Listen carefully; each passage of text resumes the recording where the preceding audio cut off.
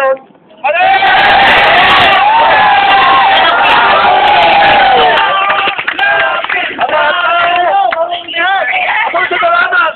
At tumating kanina at tatgatan at tumating ang media ng Channel 2. Kaya ang lahat ng kaganapan ay na-cover ng Channel 2. At alam na naman nyo na ang lahat ng mga polis na siyang umasiste dito sa kaso na ito ay mga walang nameplate at hindi taga-rito.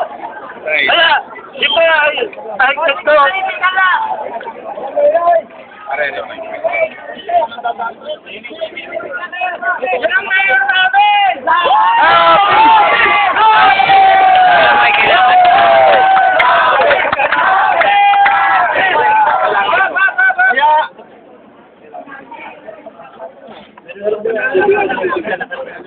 Kaya ang kaganapang ito sa ating bayan ay pinadudumi ng hindi naman taga rito. Tama!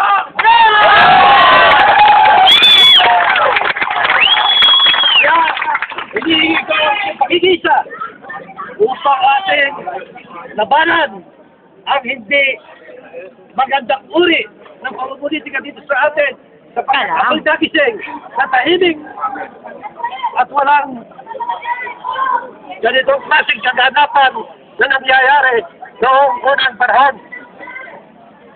Kaya, butas sa keep calm and we will make the necessary move early tomorrow morning para yung lahat ng mga gumawa ng hindi maganda dito sa ating bayan ay ating nabigyan ng tumpak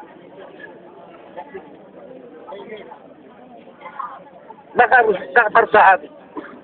Sa magitan ng batas, sa magitan ng ating nagkakaisang damdamin ay tayo mag-apid-dabit bukas ang lahat ng mga nasaktan at masyadong inaboso ng mga pulis na hindi naman panapagarito ay kailangan nating nabigyan ng katarungan. Kaya mga kababayan, tayo ay manalangin na sana ay hindi na maulit ito at ating magustuhan ang ganitong klase ng politika.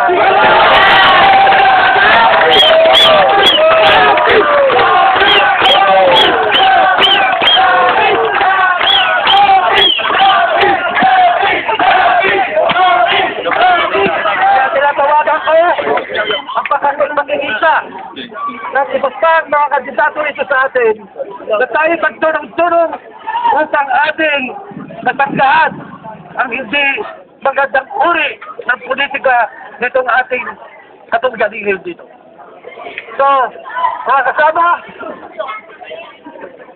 maraming salamat sa inyong ipinakita suporta sapagkat ngayon lang ako nakakita ng ganitong suporta sa klase ng mga kaganapan na nangyari dito sa atin. Kaya, sa inyo lahat, maraming salamat at itutuloy natin ang ating laban upang ating mapanatili ang ayusan at katahimikan dito sa ating bayan.